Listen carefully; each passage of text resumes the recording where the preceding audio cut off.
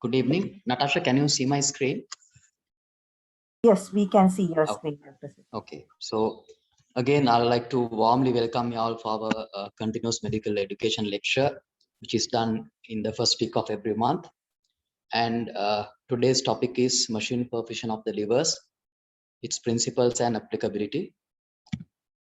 So at the beginning, I'd like to give an outline about what I'm going to talk about. So first, I'll talk about the history, how machine perfusion developed, the currently established types of machine perfusion, why do we need machine perfusion, and then how it's done, and then about the current evidence that supports the benefits of machine perfusion, and lastly a little bit about its application in our setting. This is Charles Lindbergh. He's a pilot and a famous aviator. He did the first transatlantic flight from New York to Paris in 1927 in a single engine plane, and it took about 22 hours. At that time, it was believed that it's something that it could not achieve at that time. So now you may wonder why I'm talking about a pilot in the context of machine perfusion of livers. So in fact, it was Charles Lindbergh who initially thought about perfusing organs outside human body. Charles Lindbergh's sister had a serious cardiac condition, and the doctors told him that they had to do a surgery, but they could not do it because they had to stop her heart and she will die because of that.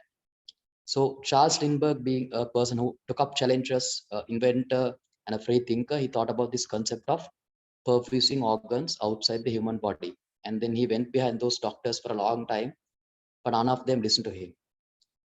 So he got together with Alexis Carrel. Alexis Carrel was a scientist, a Nobel Prize winning scientist. And then they worked on this glass device. And they even published a paper after working for about 2 years in their labs, making about 20 prototypes to perfuse organs. And they in fact did about 26 experimental perfusions. So in their word, they say, we design to maintain a sterile pulsating circulation of fluids through the living organs. And they tried 26 experimental perfusions. But sadly, with the beginning of the Second World War and retirement of Alexis Carrel, their research work did not progress. Thereafter, in 1968, Volkert Belzer, he was a kidney transplant surgeon. He started perfusing kidneys in a machine. This was his machine that he made, and this is a kidney that is being perfused in the machine. Quite surprisingly, this machine is quite similar to the machines that we use now for organ perfusion. So he perfused the kidneys with hyperthermic diluted plasma, and he reported perfusing a kidney for 5-day period successfully. And also he reported transplanting a kidney that was perfused in a machine successfully to a human body. So initial part of this transplant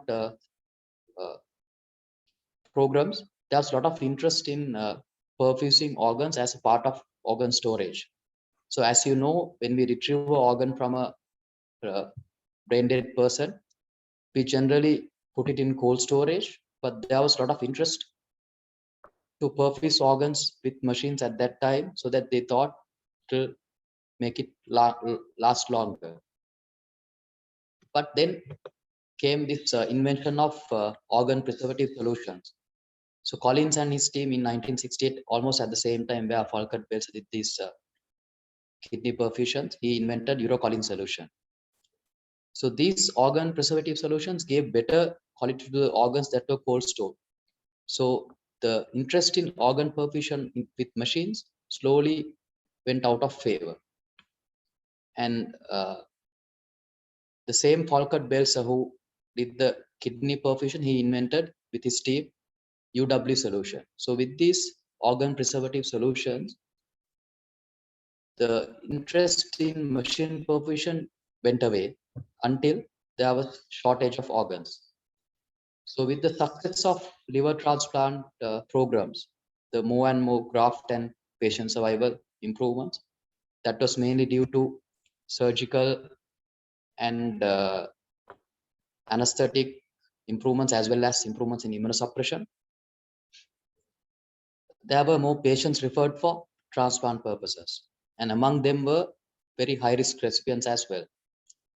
So due to this increase in recipients and shortage of organs, due to mismatch, there was shortage of organs. And at the same time, the donors became more and more marginal because there was increasing obesity and non-communicable disease among the populations. So the transplant surgeons had to think of ways to improve the donor pool, and they saw machine perfusion as one of the solutions to this problem. So why do we need it? In 2018, out of the livers that were referred for or offered for organ donation, only 68% were utilized in United Kingdom. And on further inquiry, they found two reasons for this. One was the high-risk donors. So as you know, when we retrieve an organ, once we cold storage, put it in cold storage, and after we transplant them, there's a risk that the graft might not work. And we call it primary non-function or delayed graft function.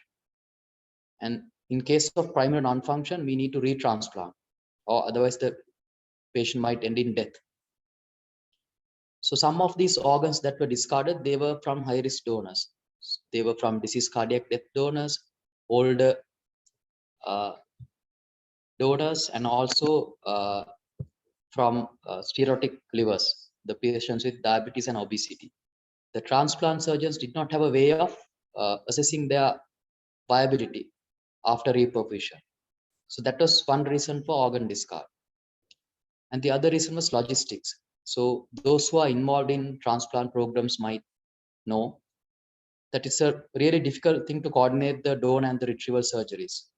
In the recipient and donor center, the ICU people, they are waiting to get rid of the body so that they can allocate the bed to another needy patient. The relatives of the donor, they are waiting to finish the funeral proceedings. And also we have to time the retrieval in a way that we don't disturb the routine work of the donor hospital. At the same time, we have to get the recipient in at the recipient center, do the workup, get the theater staff in. We need trained anesthetists, surgeons, and nurses. And most of the centers in Sri Lanka and anywhere, they don't have dedicated theaters. So finding theater time is also sometimes a problem. So logistics was the second reason for high organ discard rate. And the machine perfusion offers solutions to both these problems. And I will talk about it later in my talk. So there are two types of machine perfusion methods currently established. The initial one was hypothermic machine perfusion. Here the device kept at a temperature of about 4 to 8 Celsius, and it's perfused with oxygenated preservative solution. And the proponents of this method, they believe that it helps in resuscitation of mitochondrial energy deficit, and also it decreases release of free radicals after reperfusion. The other method, which is more favored now, is the normothermic machine perfusion. Here, the organ is perfused at the temperature of 37 Celsius or the body temperature, and it's perfused with oxygenated blood and with nutrients. The added advantage of normothermic machine perfusion is it allows evaluation of the function of the graft. So this normothermic machine perfusion allows viability testing while the liver is on the machine, rather than waiting till we transplant and check the viability.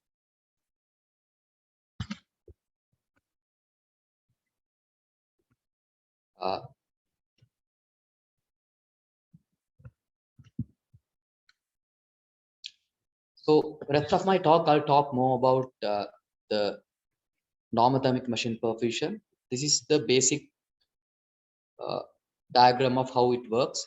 The liver sits in a basket, a sterile basket. It's cannulated with the multiple cannulae, one for the hepatic artery, one for the portal vein, another one for the IVC, and there's also a cannula for the bile duct. The liver is perfused with oxygenated blood via the hepatic artery and the portal vein, and the venous outflow is taken back from the IVC cannula into a pump, which pumps the blood through the oxygenator, which oxygenates the blood with oxygen. And part of that blood goes through the hepatic artery cannula into the liver, and part of that goes to the reservoir. This reservoir gets infusions of heparin to prevent blood being clotted, insulin, bile salts, and prostacyclins to keep the vessels dilated. And sometimes it's also infused with nutrients such as glucose. And then that blood also is taken back in, like in the normal human body, via the portal vein into the liver. Separately, the bile outflow is collected in a separate canister. And whatever the fluid that is that comes out of the liver, like ascitic fluid, it's again separately taken back into the reservoir. There are few flow sensors and also pressure sensors and a mechanism to take blood samples for blood gas analysis. This is the currently available one of the commercial machines, OrganOx Metra. The liver sits in this basket. As we described before, the outflow from the liver goes through the centrifugal pump to the oxygenator, and then from that it's pumped through the hepatic artery into the liver, and also part of the blood oxygenated goes to the reservoir, and part of that again goes to the liver via the portal vein cannula. These are the infusions of heparin, prostacyclin, insulin, and bile salts, which is sent into the reservoir. This is how the liver sits in the basket. There's a cannula to the IVC, another cannula to the portal vein. This is the bile duct cannula, and also there's a cannula to the hepatic artery. So what does it do? It delivers oxygen to the liver, maintains the liver in the normal body temperature, and it also delivers nutrients. In other words, it creates a near normal physiological environment for the normal metabolic activities of the liver to happen. So the proponents of this normothermic machine perfusion, they say that it reduces ischemic reperfusion injury by avoiding the cooling of the liver and allowing the ATP to recover. And also it allows cellular recovery and synthetic function.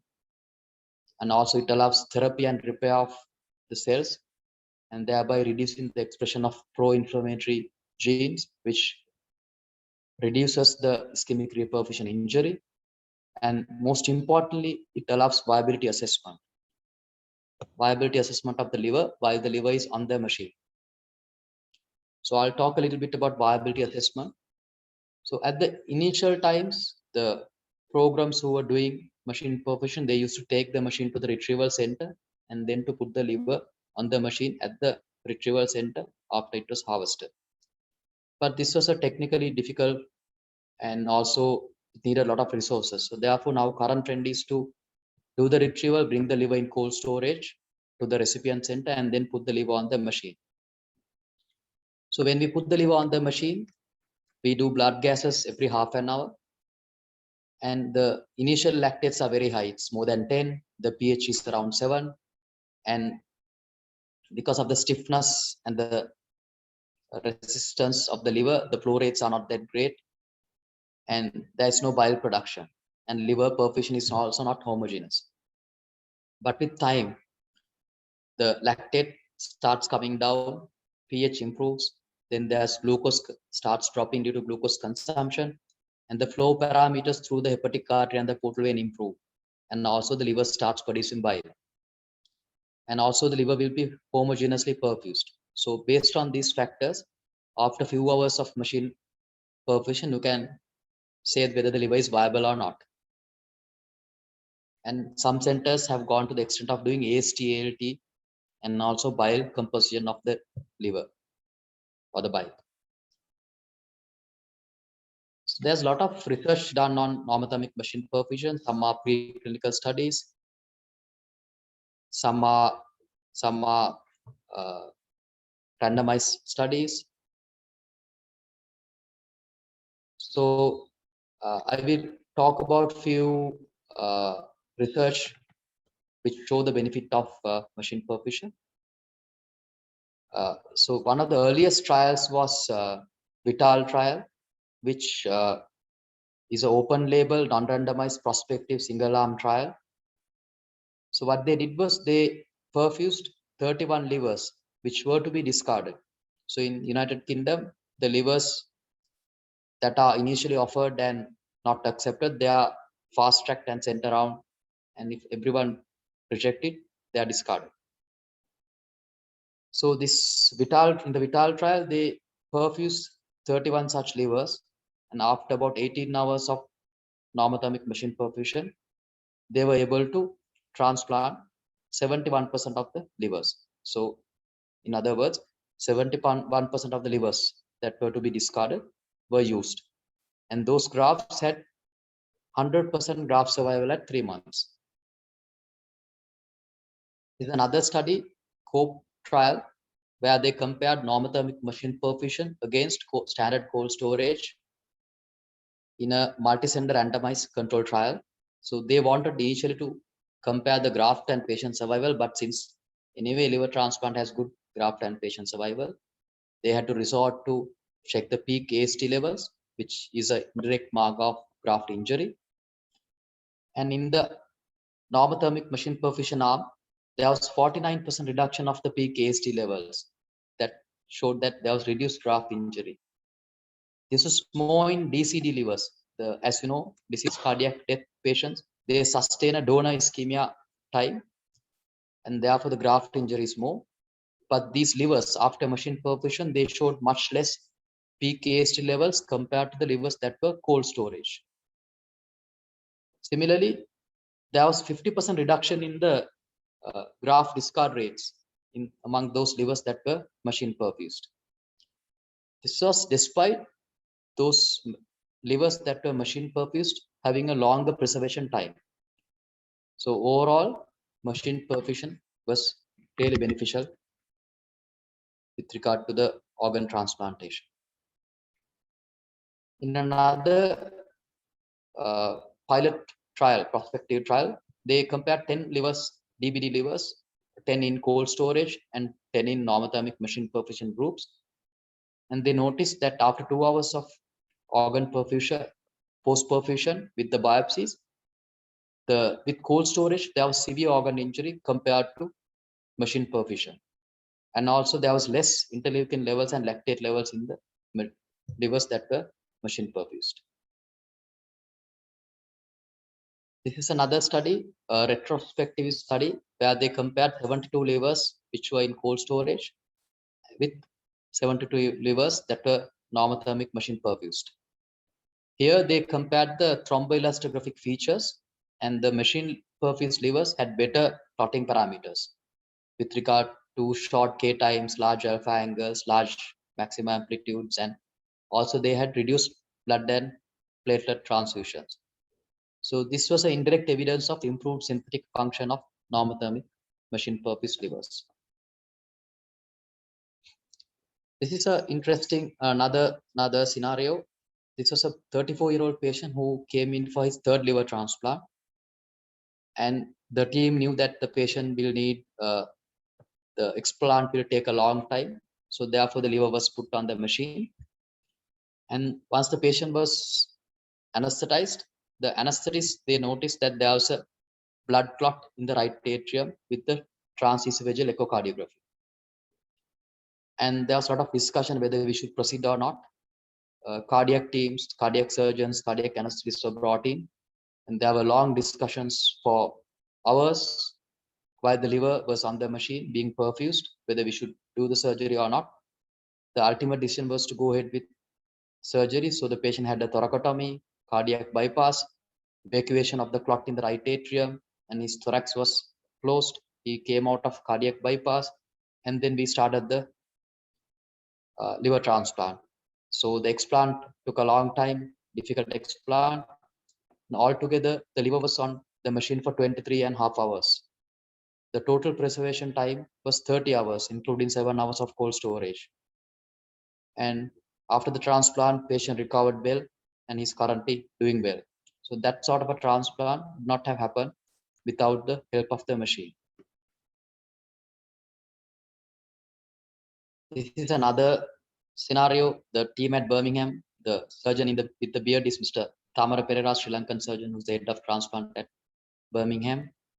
They're going to do 3 back-to-back transplants. So the first transplant, the liver is in cold storage. They're going to start the transplant at this point. And they have another 2 livers on the machine. So there'll be 3 liver transplants happening back-to-back. So what's the future?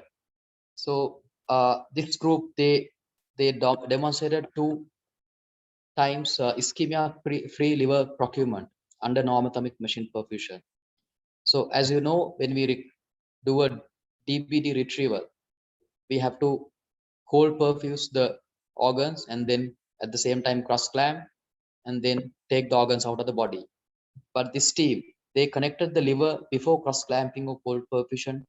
They connected the liver to the machine, and they demonstrated 2 times to do ischemia-free liver procurement under normothermic machine perfusion. So that may be the future. So there'll be no cold ischemia, and the liver will be directly sent back to the recipient center in a machine.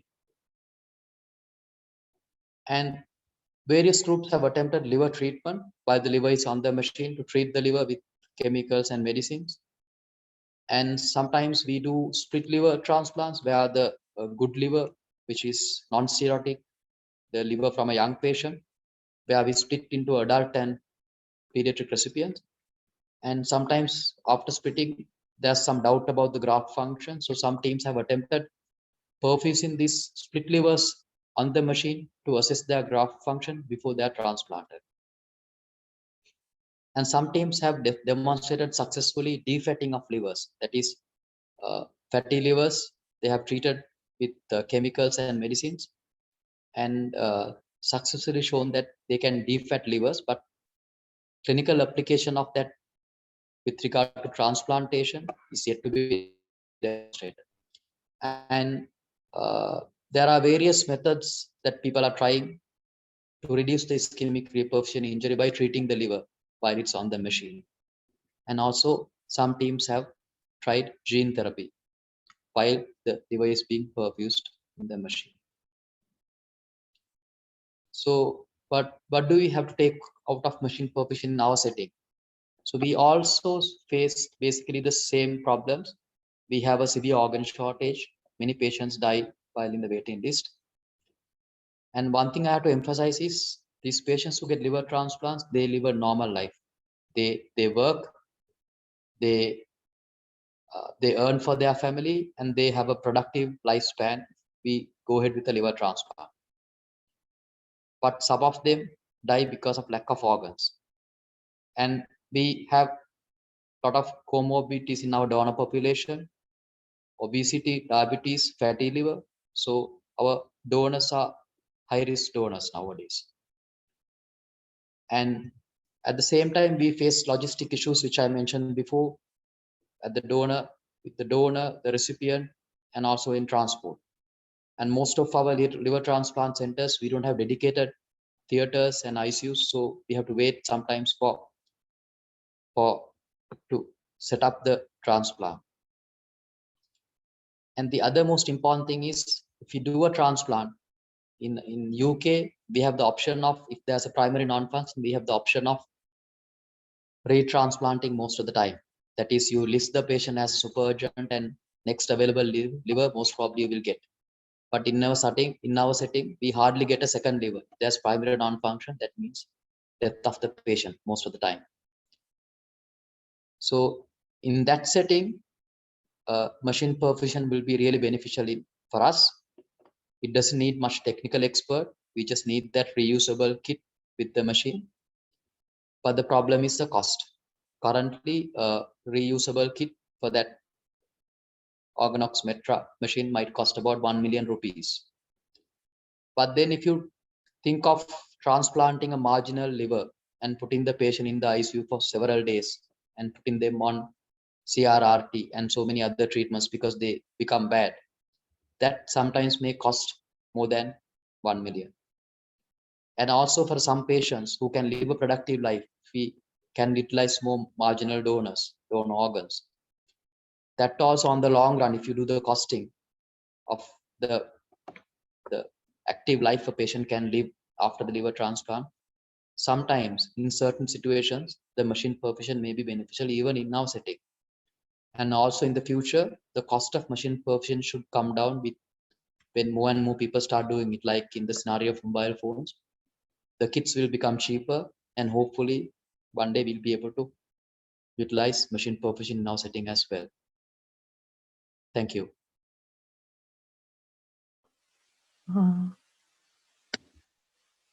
Thank you very much, Dr. Suchinta, for that excellent lecture.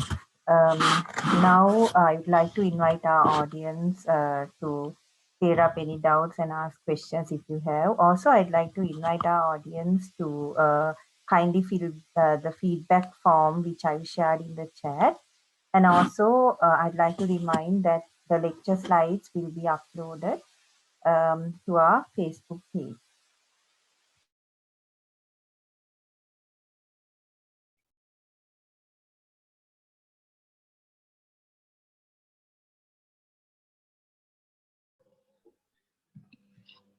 Hi, Suchinta. Can I ask a question? Yes, Meranti. Yeah.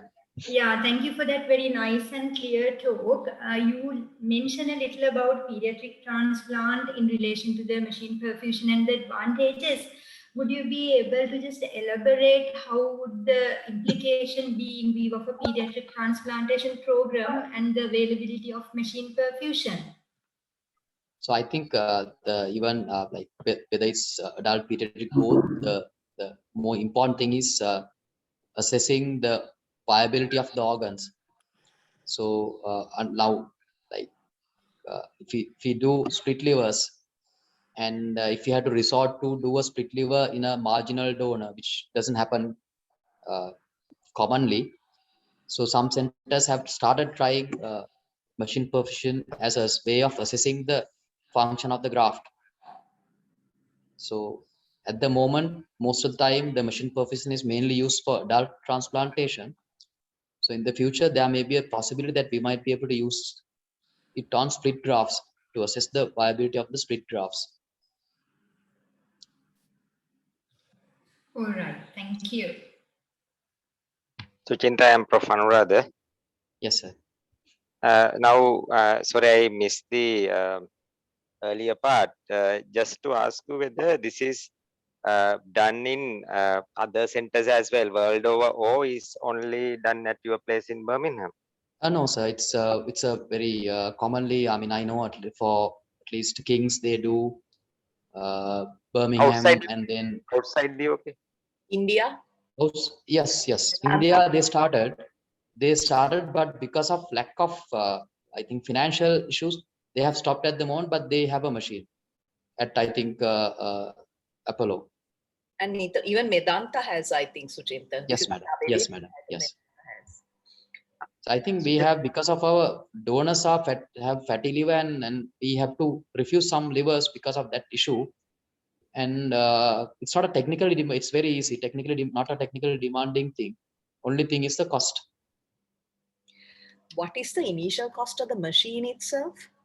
Machine, madam, if we buy kits, they will give most likely free. Right, okay. Because I think they earn from the kit, like the glucometers. That's true. It is primarily for fatty livers. Is it the main indication is fatty liver?